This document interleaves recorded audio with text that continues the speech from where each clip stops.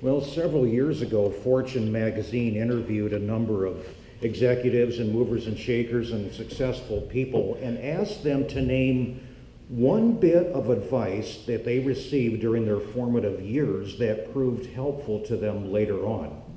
And here are just a few. Michael Bloomberg, the former mayor of New York City, spoke of his days back at Salomon Brothers. And this is what he said. He says, always ask for the order. And second, when the customer says yes, stop talking. Those of you in sales can relate to that. Peter Peterson is a graduate of the University of Chicago and became chairman of the Blackstone Corporation. Here's what he said. Focus on those things that you do better than others. And then many of you probably know who Tina Fey is, the comedian who made it big on Saturday Night Live.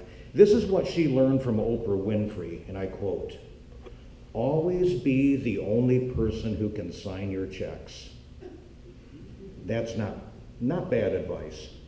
Those are all good practical tidbits. Now let's shift gears a little bit and let's look at some bad advice, okay? I'll share with you one from my own past, an unsolicited bit of advice that I received from a self-appointed sage. I was a very young man at the time. I was just fresh out of the military, and I came home after being discharged.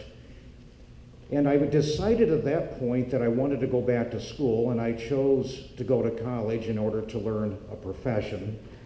And this particular man said to me, he says, employers these days are really looking for liberal arts majors. He said, all you need to do, just go get yourself a BGS. I said, well, what's a BGS? He says, Bachelor of General Studies, and you can write your own ticket, my friend.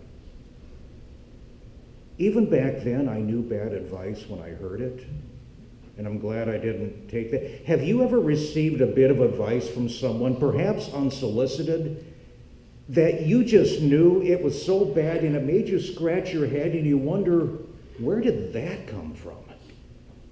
You probably have at some point, just like that man who told me that I could go take a bunch of classes in the philosophy of basket weaving and expect to have a job waiting for me at the Boeing company. We all have had bad advice that wasn't even worth the air that it took to say it. Now think about it when it comes to your finances. Has anyone ever given you bad financial advice? Yeah, you have. I remember a couple of pieces. They said the best investment you can make is in a basic passbook savings account at your local bank. Well, at less than 1% interest, you would have to have a big pile of principal in order to make anything on that. But even then, the stock market is so volatile, the stock market really doesn't look like that good of an investment anymore, does it? Here is the definition of an investment. An investment is this. It's when you make a contribution to something with the expectation that you will receive a return on your investment that is greater than what you put in. Okay, that by definition is an investment. And people do it all the time. People invest in stocks and bonds because they have the expectation that those stocks and bonds will increase in value and therefore earn them something. In the month of May, late May, early June, people invest in their gardens. They invest in tomato plants because they expect that by August, they will just have oodles and oodles of tomatoes running out their ears. That is an investment. Parents make an investment in their children because they have the expectation that their children will grow up to become responsible adults and that they will live long enough to have the joy of seeing that happen. People invest in their children. Investment is always about expectation. It is about putting something in and expecting to take more out from that. We do the same with our relationships, wittingly or not. Oftentimes we pick our friends based upon a common interest or In more shallow cases, I hate to say it, but be based upon what we think the other person can do for us. Let's start today with verse 27 in Luke's Gospel. This is what Jesus says. He says, love your enemies. Do good to those who hate you. Bless those who curse you. Pray for those who abuse you. The way of the world, and that's the way that most of us grew up with, runs absolutely contrary to this. You see, culture and society, the competitive environment in which you and I come from, tells us to love our friends but hate our enemies. And Jesus says, love them both. This is countercultural, and it's a hard thing to do. There's a Russian poet, he just died a couple of years ago, by the name of Yevhen Yevtushenko. He came to the United States right about 2007. He was a very good Russian poet and writer and actor and really good with words. Right about after he came to the United States, he divided up his time teaching at Moscow University half the year, and then the other half of the year he taught at the University of Oklahoma. And his wife was also a professor at the University of Oklahoma teaching the Russian language. But in his autobiography, he tells about 1941 in Moscow. Now, this is World War II. Nazi Germany had invaded the Soviet Union, and they've been having big battles. Stalingrad was in 1940, I believe, and it was a meat grinder. But Moscow in itself was a battle. And on this particular day of 1941, the streets of Moscow were lined with just thousands of Moscow citizens, mostly women. And they lined that street because they knew that some German prisoners of war would soon be paraded down that street. And these Moscow women wanted to pay back these German soldiers with interest. The hatred in the air was palpable because those German soldiers had killed their husbands, their sons, their fathers, and their brothers. And they were going to desecrate the very symbol of the soldiers who had killed their menfolk. We can kind of begin to understand that a little bit, at least the rage. And they waited. And pretty soon the German soldiers coming down the street, they turned a corner and they came into view. And they were thin, and they were dirty and unshaven. Most of them wore dirty, bloodied bandages. Many hobbled on crutches. And the ones that didn't hobble on crutches, some of them leaned against a comrade so they could walk. And then the street fell silent. Nobody said a word. And then there was an older woman who pushed through the crowd, past the police blockade, and taking from her coat, she took something from her coat, and she took that and she pushed it into the pocket of an exhausted German prisoner of war. And it was a black crust of bread.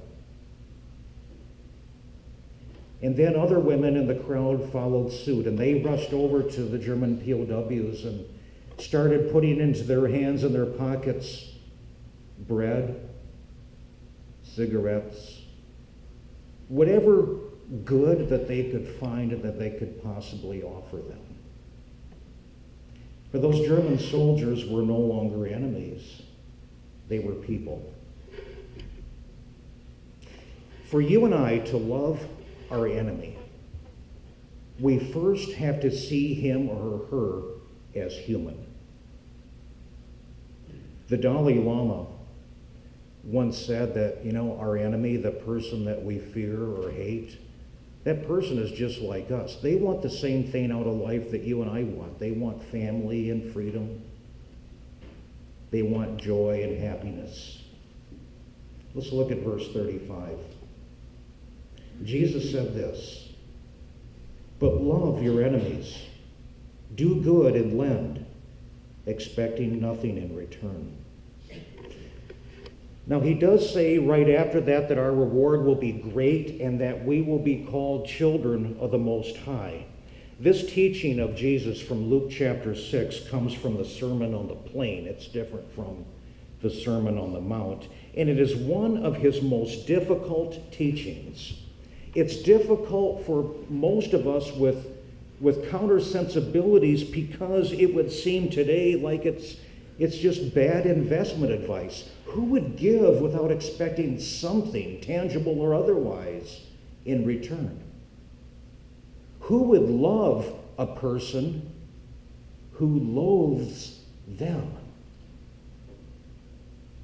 But yet, this is precisely what Christ calls us to do, because this is how God deals with the whole world. Jesus said in Matthew 5 that God causes his rain to fall on the unrighteous as well as on the righteous, and his sun to rise on the unrighteous as well as the righteous. And he says in today's passage that God is kind to the ungrateful and to the wicked. This is tough stuff. And it's tough for me as well as it is probably for most of you, because it runs so counter to our intuition and the way that we were brought up. It's hard to love somebody who doesn't love you, and it's hard to make goodness go one way. But you know something? This is exactly what God endures from so many of us. I'm not saying you specifically, but this is what God endures from just millions of people all around the world. Think of the parent who never hears from their son or daughter who's away at college, except when the son or daughter wants money. Please send money. Think about the elderly parent that never gets visited. You know, a lot of people treat God that way. Each and every day that the world spins on its axis, God gets ignored by millions of people around the world. But yet God continues every day to bestow life and blessing upon every single one of them. And it's so often unrecognized. God doesn't seem to be getting much of a return sometimes on his investment in us either. But our economy is not God's economy. What you and I consider of little value, God considers to be of great value. And that's because God is into redemption and restoration. God never gives up on anybody. God does not give up on people, even when people give up on God and on each other. From the Gospel of Luke, Jesus is asking you and me to realign our values, to love radically and without keeping score.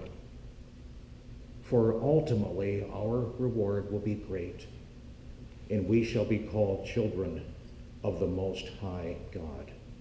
Amen.